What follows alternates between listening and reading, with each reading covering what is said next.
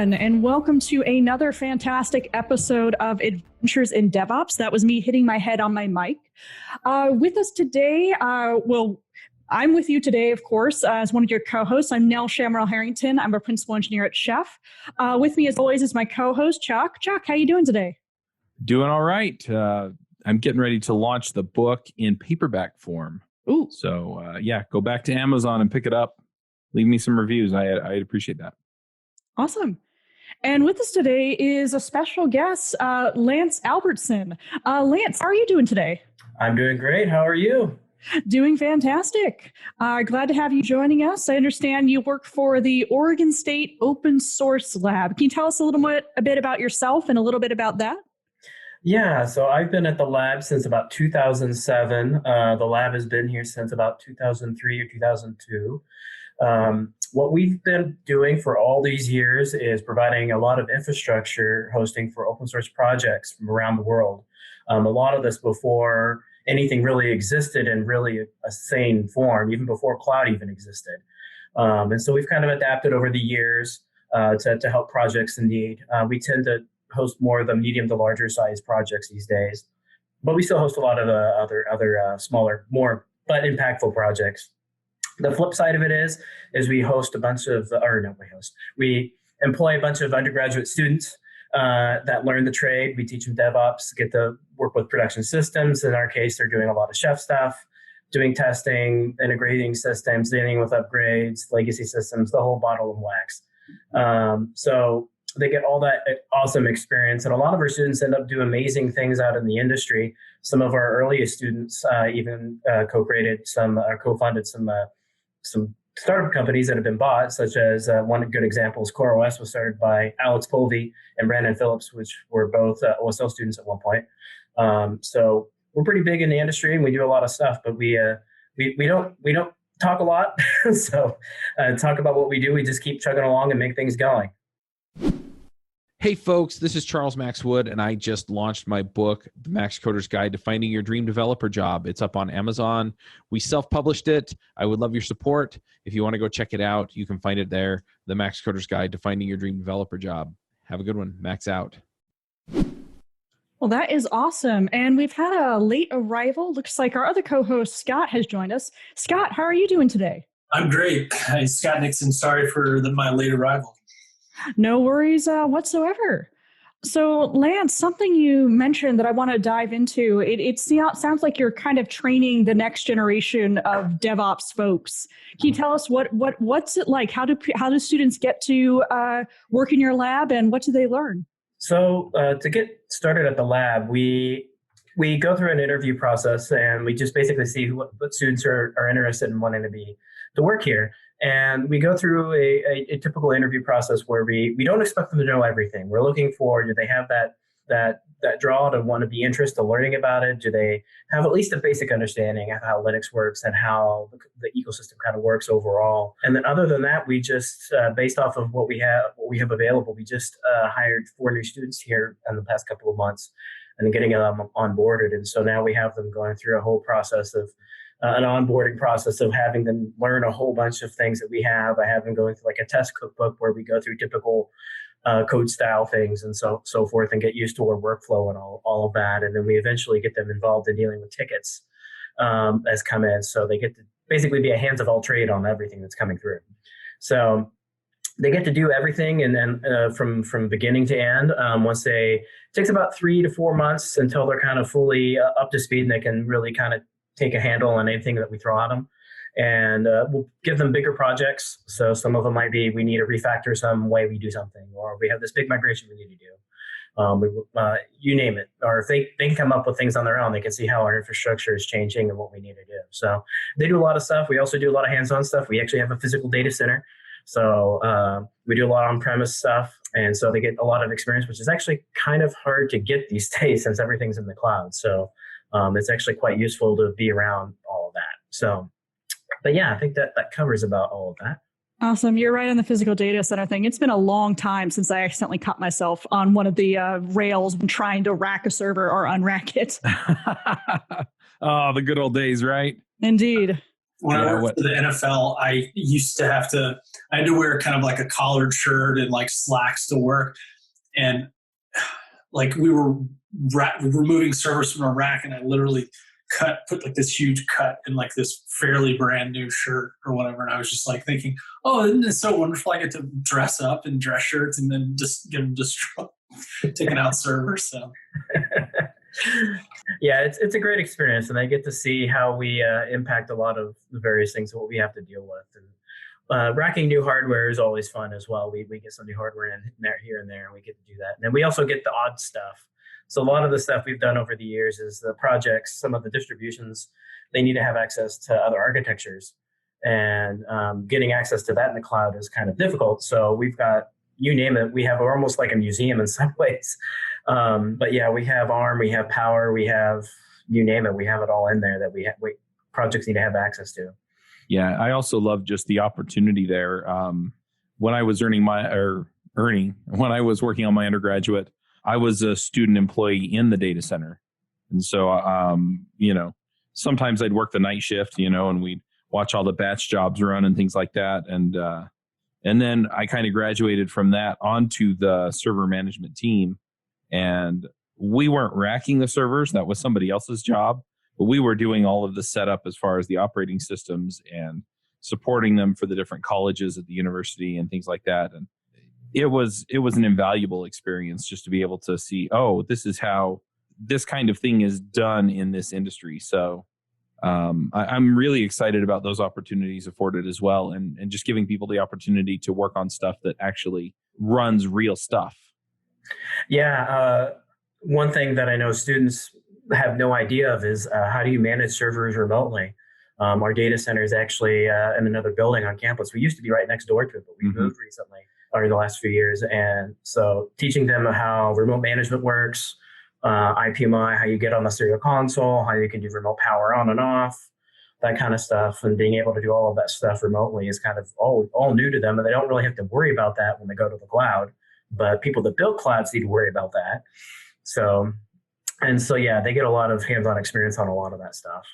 Yeah, I also remember at the university when I started working in the data center was basically probably twice as big as the bedroom that I'm sitting in right now. And they built a new state-of-the-art data center underground between two of the buildings on campus. And when we moved down there, it was a completely different story. But yeah, the number of servers and the amount of work that you have to do to manage all of that infrastructure, yeah, people just don't really think about that. Yeah. Do you have any kind of automation for powering stuff on, powering stuff off? Like, is there an automated chef template or something recipe that you run when someone racks a server? I wish we had that all automated. That's okay. Well, every DevOps engineer ever. Pretty much. Yeah, pretty much. Well, we don't deal with powering on systems as often. We deal more with the virtual machines more often. So we don't have nearly as much automation on that. I've tried getting some automation on installing operating systems and so forth on hardware. So I've actually been using Razor Server a little bit for doing some of our automation on getting that deployed, which has been kind of nice. But I have it integrated into like Chef to like automatically deploy after that. I basically get it into a state that's up and going, and then from there I bootstrap it from Chef, and then we go from there. Cool. So I mean, we've got it that far. I would like to be able to, I want to be able to have a nice like Pixie menu of options of things that we want to do, and so if we need to get into a rescue mode, we can quickly do that with a net boot and all of that. But things get complicated when you're like, well, it works on x86, but I can't use the same iPixie on Power, but because they don't have support for it. And so we have to kind of work around that a little bit and deal with that. So, but yeah, we don't quite have an automated way in that quite a bit yet, but we're getting there. Absolutely. Progress, not perfection. Yes. I'm curious how much of your infrastructure is, you mentioned virtual machines, and yeah, the last job I had at the university was actually managing VMware ESX. And so I'm curious how much of your infrastructure is virtual and how much of it is physical? I would say, well, it's kind of hard to say.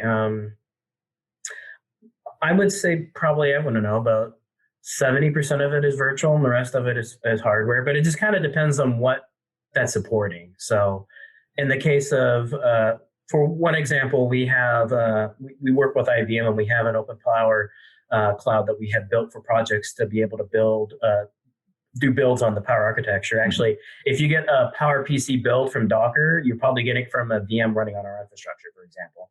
There's a lot of that stuff. So all of that is hardware, obviously. And so we're managing all of that. But then we have about over, I think, almost 250 VMs on that OpenStack cluster there.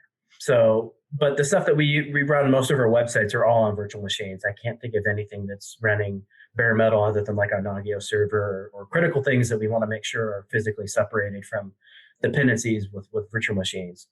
But a lot of it is virtual machines, I'd say. That's been a big change over the years. Like we used to have a whole bunch of servers for projects, and now we're pretty much, if they want to send us something, we have to be like, why? Like, do you have a specific reason for doing this? Because then we have to deal with, well, when it breaks, we have to go over and fix something and all of that. Like, rather have it on a virtual machine if it works well. But if you have a specific reason, then yeah, we'll do physical hardware for that. Yeah, that makes sense. And it's funny too, because I graduated from college 13-ish years ago. And yeah, so watching this whole transition, because now, yeah, we're talking about clusters and containers and things like that didn't exist back then that are out there now. One thing that I'm also curious about, so you said that you provide infrastructure for open source projects. What all do you provide? Anything that a project needs within reason. Within reason is always a key qualifier. Yeah, I can give you an example. So let's see here. What's a good example to start out with? One example is the Drupal infrastructure. They started out only having a couple servers hosted in Belgium way back in the day, and then we had some stuff set up. And they didn't really have a lot of system and experience on managing their site, and they had a lot of growth with that project. And so a lot of our students took upon themselves to kind of help make that work, build up their infrastructure over the years. And so it got to the point where they have the whole rack there. They're actually paying for their hosting with us now to kind of help offset and subsidize some of the other projects that we have hosted here. And of course, a lot of the stuff they have now are hosted in the cloud elsewhere. So a lot of the stuff they have hosted here are some private VMware clusters for testing and so forth, so you don't have to pay for it out in the cloud. And so it's changed over the years. And actually, a lot of the students that were involved with that initially are now working for companies that do a lot of Drupal stuff. So, but that's one example. Another example, a simple one, is like BusyBox and Buildroot. Pretty small community, at least resource on our end. It's basically one VM. Actually two now, I guess, and a couple of more things, but pretty low impact. It works, but they just want to make sure things are going. We're pretty much hands off. At one point we were managing some of their VMs, but now they're kind of managing one of their VMs, and then we're managing another one. I see another project, PHP BB is another one. We're pretty much being their sysadmins on all their projects. They had some issues with some security way back in the day, and they really didn't have enough manpower to kind of handle that. So we kind of pulled that into all the stuff that we had. And all of their infrastructure is VMs hosted on our infrastructure, and go from there. We have bare metal database servers that kind of get some performance benefits out of that, so we have them on that. We also have a lot of mailing lists. A lot of projects need mailing lists, so a lot of stuff out there. So we have a mailing instance that we have set up. Our mirror is really popular, so that's another thing. People want to be able to download their software really fast, and so we have our mirror that's located in 3 different locations across the U.S. See, I could go on and on. I mean, each project is a little bit different. We host the ROS project, the robot operating system, some websites, some CI stuff. Some newer stuff that we've been doing actually was based off of a donation we had with Facebook a couple of years ago. They have the Prineville data center over in Central Oregon, and they had some pre-production racks hardware from their Open Compute project that they wanted to donate to us. And so they sent us 3 full racks worth of their equipment. About 90 systems, I think, total. Wow. And then also provided some hard drives, some new hard drives. They wouldn't send us old ones, obviously.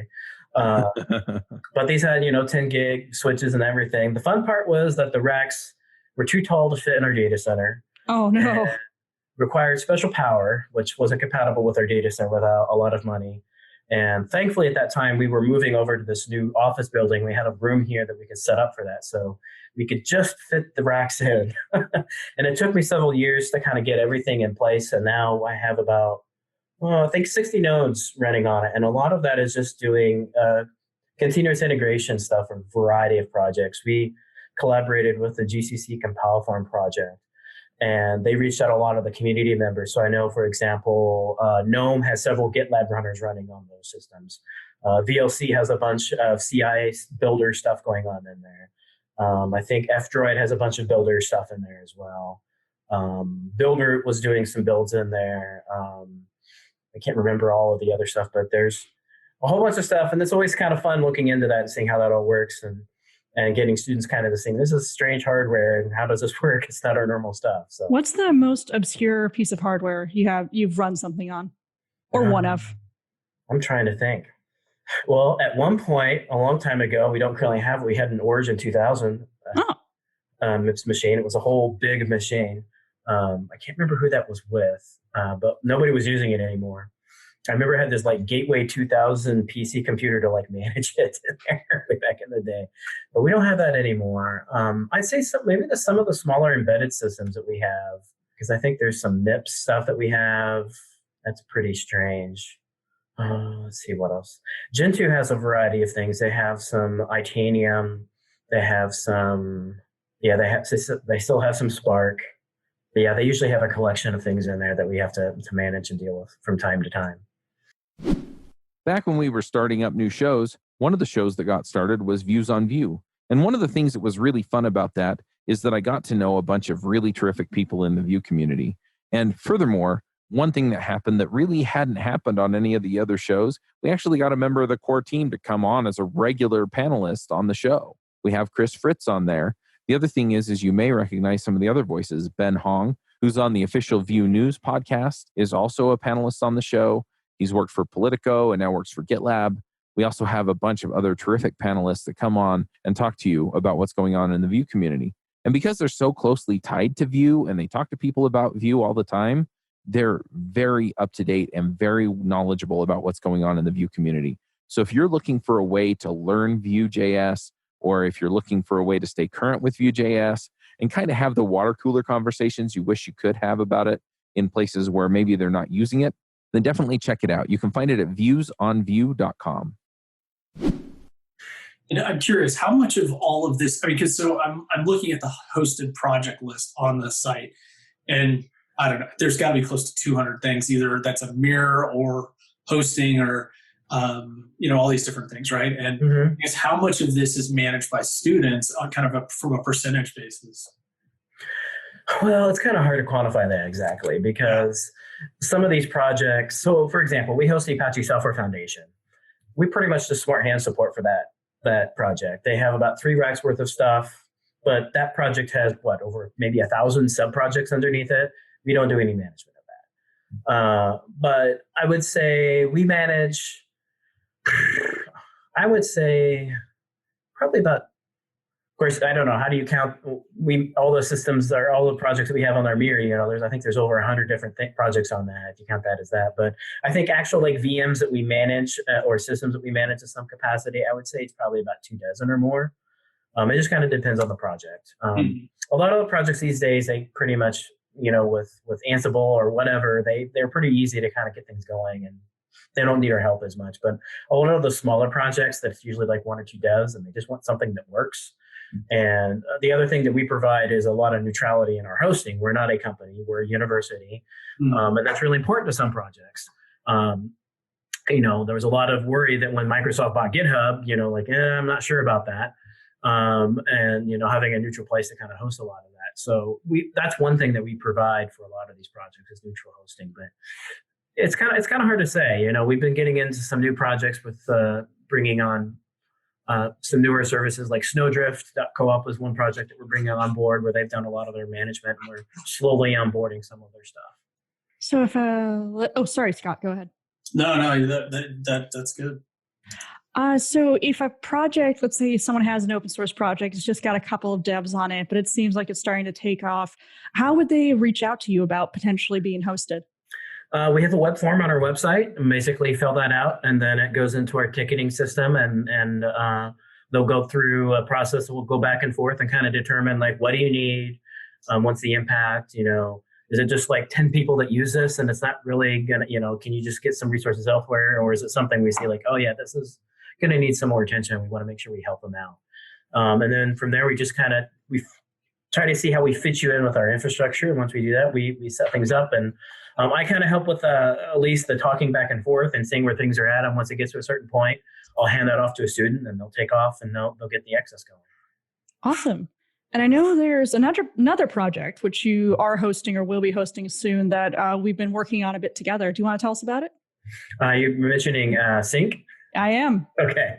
Yeah. So that was that's a new project out of because of Chef's changing of the licensing, creating a community built version of Sync. And I saw it as a real opportunity for the lab and the students to have access to a new open source project, essentially, in a way, kind of similar to how CentOS was way back in the day when Red Hat came out. And so I was excited jumping on it. We had the resources, we had the capability, and I had the expertise on how to do a lot of the building and stuff like that. So it's been real exciting. We have I have a couple of VMs running on our OpenStack cluster for doing for GitLab runners for doing the builds, and then hosting some mirroring, staging the VM, and then I have it all hosted on our mirroring network as well. And then we also have I had a Mac Mini that wasn't being used and set that up as a Mac builder, so that was fun figuring that out, and then figured out how to get Windows running on OpenStack, which was a fun adventure. So we have a Windows builder in there. You should publish a book on that. Yeah, no kidding.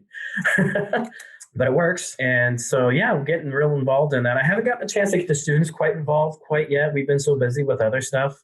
Internally, we've been trying to get the version of Chef that we use internally up to the version that requires that new license. And so I was actually, right before the call, finishing up the last cookbook. We had to update to get it updated to 14.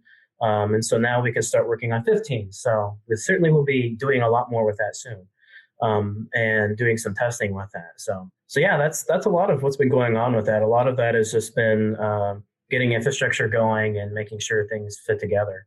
Awesome. I'm not sure if there's something else you wanted to know about. Oh, no. Any questions from you, Chuck or Scott? Can you explain what Sync is? I don't even know what that is. Sync is not Chef, or that's the acronym for it. Yeah. Okay. Oh, that's funny. Yeah. So basically, Chef itself is a Ruby project, and it's Apache software license and all that. So you can install the gem and use it as you want. But typically, if you use Chef, you download a binary from Chef Incorporated, and they vetted it and they tested it and so forth.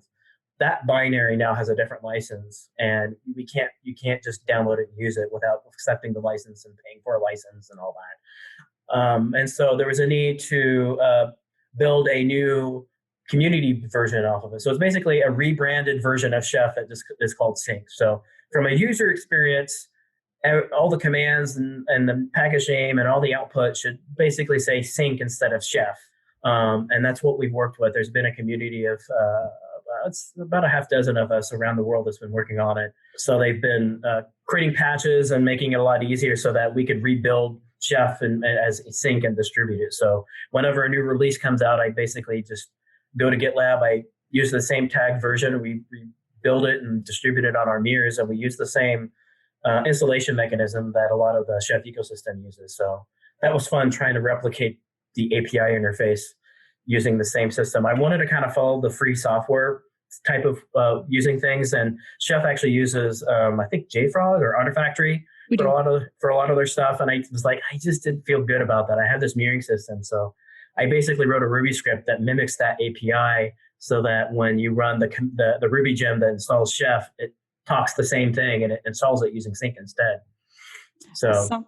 Something that as you said, half dozen people around the world really helped us with is prior to this, Chef in the Chef client code base, Chef client was spelled 5 different ways, or at least written 5 different ways. And with the work of these fantastic community members, it's now an environmental variable as to whether it says Chef or whether it says Sync or Kitty or whatever it is people choose down the line. And it's massively improved it's improved the software for both Chef Incorporated's builds and the community builds that Lance and this community of community members, how many times can I say community, have been working on. So it's been a very net positive for all of us. Yeah, it's been very, very interesting working into that and finding some dragons down deep into it and figuring things out. There's even some issues that we discover. They're like, oh yeah, we should have fixed that a long time ago. I guess we'll fix it now, kind of stuff. Right. Like you mentioned with that. So it's been good kind of catching all those issues and kind of fixing it. So yeah, I'm excited to finally have us use Sync actually in production here at the lab here pretty soon. So we'll be doing a lot more with that soon. That's really cool. And I've used Chef off and on for years. And so it's interesting seeing, kind of an open source little brother, little sister coming out and seeing how that can all come together. Yeah. And I was going to say, something else that actually not related to Sync itself, but with Chef, I've been during this process that we've been updating a lot of our cookbooks and stuff. Was one thing, we were migrating our integration test from ServerSpec to InSpec, and there were some issues we ran into with InSpec. And I told my students, I'm like, feel free to submit a pull request and fix it. Do it on our time and all that. That's what we do, and that's what they did. And they got actually. I think there were some fixes to the post-fix configuration that was added, some other minor fixes that I've been going through. So I've been encouraging my students as much that they contribute back when we run into issues and kind of fixing that upstream. Do you have a process for kind of trying to onboard students to get them more involved in doing, that type of work? Or do you guys spend some time teaching them how it works? Or do you just kind of expect, hey, they're doing coding, they're doing this stuff, and they just come in and they just kind of go at it themselves? I don't have anything formally described right now. Most of the time, I'll kind of walk them through it. So I think they understand kind of the process we have. It's kind of similar in some ways to what we have, and they're pretty good about reading the documentation. So if they run into something, I'd be like, oh, hey, I'm familiar with this community. I know how this works. You do this and do that, and they'll figure it out. So, but I think on a lot of the fixes, like in the InSpec that went in, they kind of figured it out on their own. They downloaded the code, they read the contributor guides, they figured it out, they ran the tests. I kind of helped them with that a little bit. It's like, okay, here's what's going on, here's how you can run the tests and all of that, and they figure that out. But they're amazing. They're able to do that, and they love being able to do that. Yeah, I find that people that would typically be the type of person that would do, open source contribution is somebody who's going to just want to do it themselves anyways. They're not going to have somebody really lead them to it and show it. But I was just curious if, this was something that was at the university level, trying to get them more involved in general. But, Well, at the university itself, there was, and I think maybe there currently is, an open source class per se. I don't know if they're still teaching it.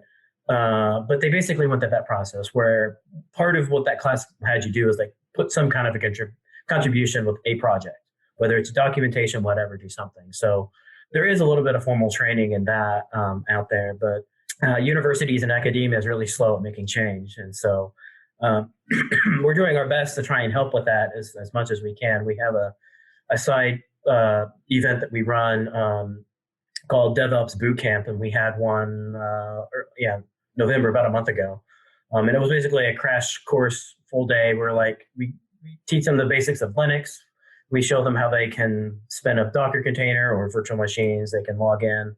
They know how to run some package commands and go from there.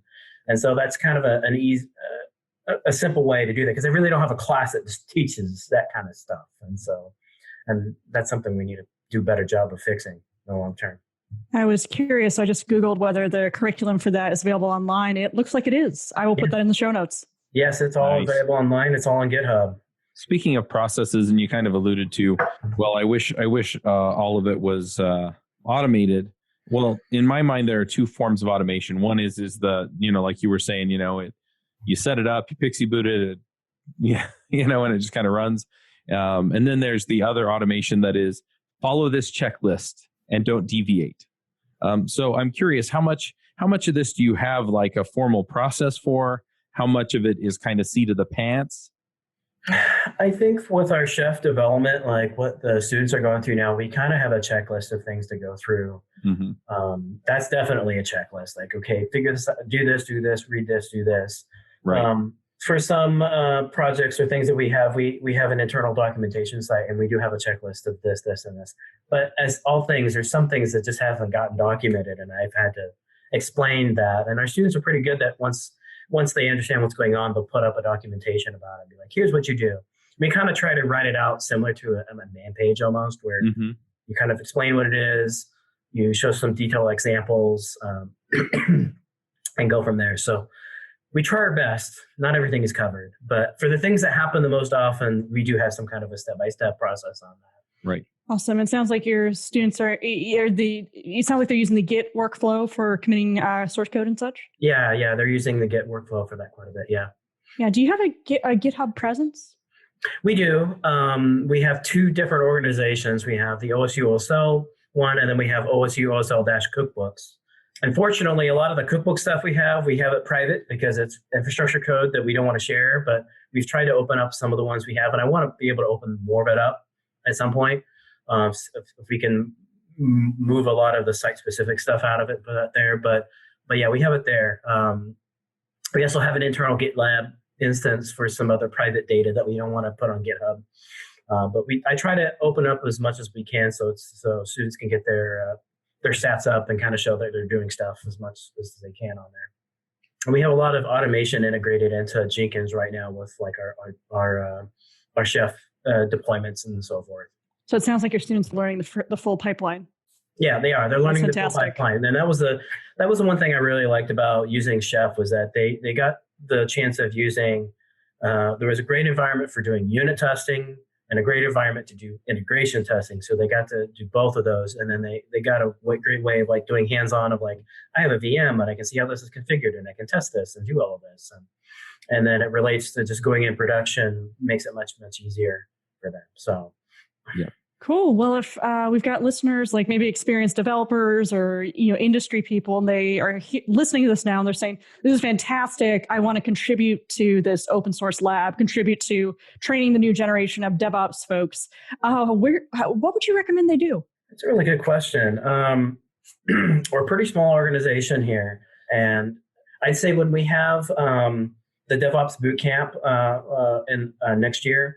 And we actually may have some more events, I think, in the winter term we're going to plan on doing. If we put out a call on Twitter or other places, like, hey, we might want some engineers on site to maybe talk about their experience doing something. And if you're in the area, that'd be great if you could do that. If not, we could also put you in on a video call as well. That'd be helpful. I'm trying to think what else. I mean, unfortunately, the way we have things set up, it's not as like, hey, go to our project and like submit stuff. I wish. I keep getting asked that. I'm like, I don't know how to do that. I have to juggle the administrative management task of like onboarding all of these volunteers versus making sure we keep going with what the stuff we have and keep it stable and so forth. So we don't per se have things out there like that. We unfortunately, the biggest thing we need is really getting the word out. Financial contributions, and if you have hardware that is coming off lease or whatever, and you want to be able to send to us, we're always open to that. We're a 50c3 foundation through the OSU Foundation if you're interested. And so a vast majority of our funding comes through corporate donations. I would say about 2/3 of it comes from corporate donations, and the other third comes from hosting contracts that we have for some of the larger projects. And so we don't get any direct funding from the university right now. So we're all self-funded, which makes my job interesting every year, figuring that out. But so far the last couple of years has been great trying to figure that out. So our hardest problem is we don't get the word out of all the stuff we did. You don't know how important we are until we shut down. At that point, it's too late. So we do, being able to get the word out is really, really important and helping us out. It's very cool. Yeah, even on the About page on the site, it talks about how the site's delivering 430 terabytes of information to people around the world every month. Wow. I bet that number's probably gone up too. Yeah, I probably need to update that stat. Yeah, our FTP mirrors, we have 3 of them. We have one in Corvallis, one in Chicago, and one in New York. And all together, I think they push, let's see here. I have my thing right here. Yeah, currently it's averaging about 2 gigabits a second between all of them. Oh, y'all. Yeah. Yeah, they all I'm are trying to math that in my head. Yeah, they average about 800 megabits on each one for the most part. But yeah, it can spike. They're all on 10 gig networks. The 2 servers that we have in Chicago and New York are actually at Gigapop locations where ISPs connect. So we have really good connectivity there, which is why they're always very fast. Yeah, we partnered with we've been partnering with them actually, I think, since about our inception. So at least almost 15 years with TDS Telecommunications. So they give us free bandwidth and we just have to pay for co-location at those facilities. And so that works out really great. Awesome. The thing that I believe most about top-notch developers is that they're constantly learning. Whether you're out watching videos, whether you're reading blog posts or books, whether you're out writing open source software, you're always out there learning how to be a better developer. And my friends at Thinkster and I teamed up and we put together a show called the Dev Ed Podcast. You can find it at devedpodcast.com. It's run by Joe Eames, who you might know from JavaScript Jabber, Adventures in Angular, and Views on Vue. And they have terrific conversations about what it means to become a better developer, to learn how to do development, and the ways that you can learn. So if you're looking for inspiration and ideas about how you can do better and learn better as a developer, then go check out the Dev Ed Podcast.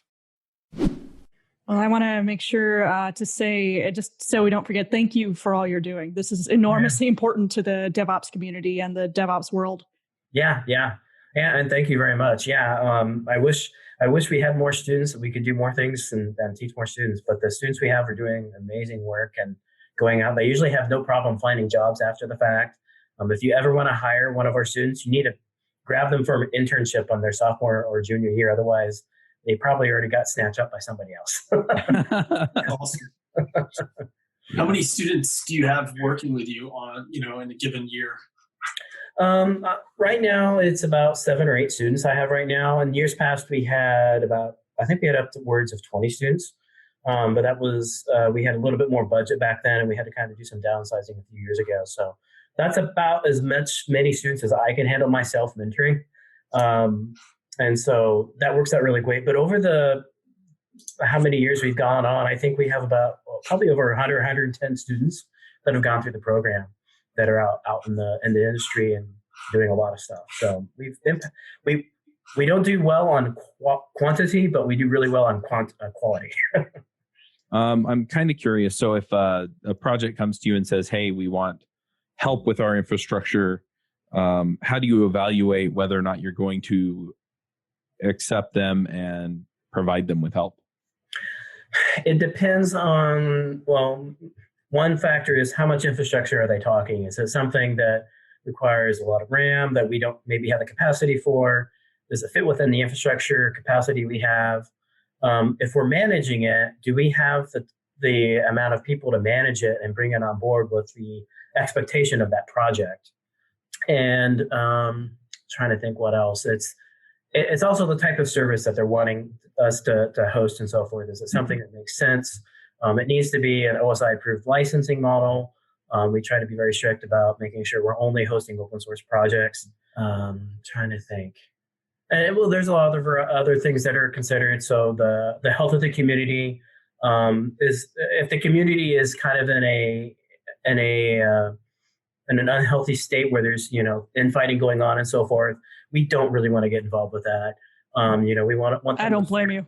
We want to stay out of that as much as possible. We don't want to be involved in any of the internal politics. We're pretty much making sure that you have your sites up and all of that. So that's really involved with that, and just kind of the history of the community as well. Where has it been? Where has it gone? Do they have any issues that we need to consider? Years past, we hosted Freenode for quite a while. The IRC network, if you remember that, I'm still on there all the time.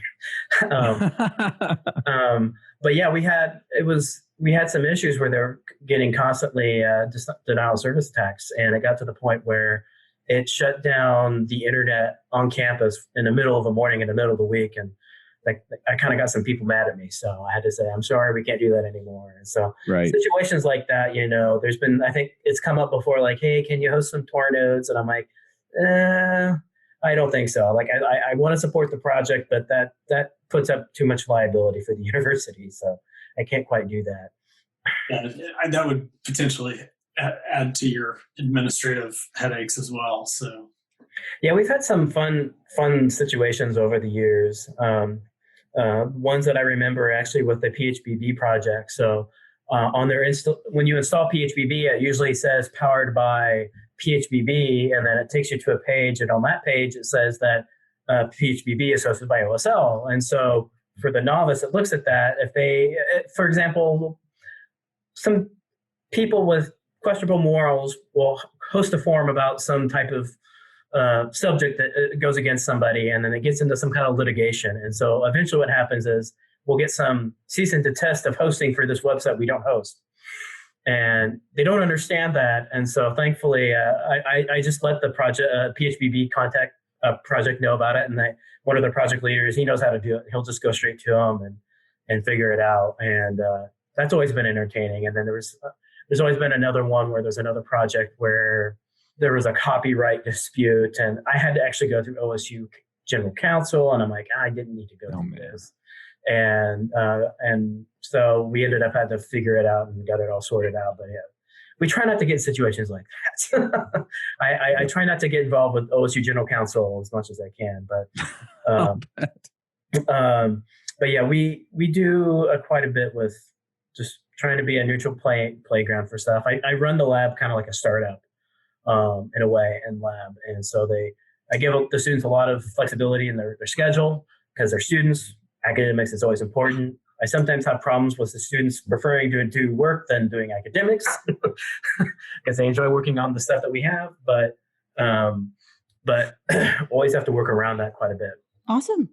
Well, any last questions or comments before we move on to picks? One other thing I'm curious about. So you said that you run CI/CD for a lot of these projects. What are you running there? Is it Jenkins or is it something else? Well, some of the stuff is Jenkins that we manage, and some of it is just, it could be Jenkins, it could be GitLab runners. Okay. We're basically providing the infrastructure to do what they need to do. So Some of it is our own CI/CD, but I say the vast majority is we just provide them compute disk and capacity to do all of that. I got it. And then you just let them manage what they want. Yeah, pretty much. Unless they come to us and be like, hey, we need you to manage this, and then we will do it. Right. Or if they come to you and say, we don't know how to set up a GitLab runner, and you're like, oh, we have a recipe for that, or we know how to do that. And yeah, there's actually I've been talking to some projects that have been interested in having us host some GitLab installations as well. And I think we certainly can provide that capability based off of what we do internally. Whether we can scale as much as they need, it was a big question, but I think we certainly have the infrastructure. Yeah. A lot of the things I've been trying to do over the years is upgrade our infrastructure to be more flexible and more cloud native, I guess is the term we use. So way back in the day, when we started doing virtualization, we started with just Xen, just manually doing things. And then we migrated to using a project called Genneti to manage virtual machines, which was a project out of Google at one point, and then they kind of went away. That was before OpenStack even existed. And we're still using Genneti on some of our pet VMs. But in the last several years, we've been doing a lot with OpenStack and getting that going and managing that. I'm involved with the Chef community on OpenStack as well. And then from there was like upgrading our storage backends. And so we now have a nice Ceph cluster for all of our storage. It really integrates well into OpenStack. And the next step that I'm hoping to get my students involved with using is doing things in Kubernetes and getting into that. So I think we kind of have the basics there to kind of start looking into running Kubernetes on site and then seeing how that fits into what we do. A lot of the stuff we host is more of the traditional stuff that we, PHP sites and things like that. But I think there's a lot of things that we could probably host a lot better if we do it with some kind of Kubernetes setup. So that's something I'm trying to get our students interested in looking into. Nice. One more question that I have, and that is, how much of your time do you spend on management and governance as opposed to DevOps and technical stuff? Well, I used to do a lot more management stuff, but now it's basically been just me and the students. I'd say I do maybe 20% management. The rest of it's DevOpsy stuff. Right. I try to help with more of the advanced stuff that's going on, and then I try to get my students involved as much as I can with understanding how the advanced things are kind of set up and let them dive into that. So that's kind of where I'm at, I think. Sounds good. Cool. All right. Scott, did you have something else you wanted to say? No. I was just ready for picks. Awesome. Well, but Chuck's hogging the mic. No worries. No, I just like Nell mentioned picks, and I was like, oh god, what am I gonna? Gotcha. All right. Well, one of the things we do at the end of each show is we pick out one or two things. It can be technical, it can be non-technical that we've enjoyed or found useful to us within the past week, or it doesn't have to be within the past week, but within the past. So I will go ahead and start off. So I had a birthday recently, and my wife gave me, as a combination birthday present plus thank you for getting her through law school present, a PlayStation 4 Pro, which I'm enjoying very much. I was a little scared to say this considering how much internet hate it received when it first came out, but I'm really enjoying Mass Effect Andromeda.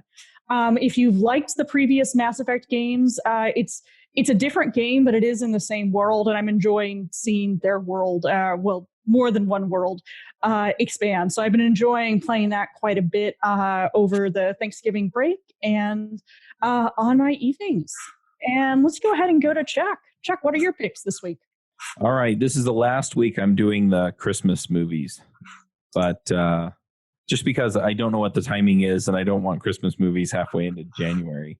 But yeah, I'm going to pick some of the classics. And these are ones that I just kind of have fond memories of watching as a kid. One is the first three are all kind of the clay animation, stop motion type movies. So we're talking Rudolph the Red-Nosed Reindeer, Santa Claus is Coming to Town, The Little Drummer Boy. They're all just fun, awesome, lighthearted movies that I've really, really enjoyed throughout my life. And then since this is the last time, I've got to pick my favorite, right? And I've kind of been hinting at it. Came out in 1983. It's A Christmas Story. And there's just so much classic stuff in there. I think every year I joke that I'm going to get one of my kids the bunny rabbit pajamas. And anyway, my kids ask me every year, if you stick your tongue on the flagpole, will it really? Yes, it will. Don't ask me how I know. But yeah, so I just love that movie. And then I'm going to break my rule a little bit, and I'm going to pick a newer movie. This is a movie, and I can't put my finger on exactly why I like it. I had somebody ask me if it's a Hallmark movie, and it's not. It's an independent movie, and it's kind of got that Hallmark-ish feel, but it's not like full-on cheeseball Hallmark movie. It's called The Ultimate Gift, and it's just got a terrific message.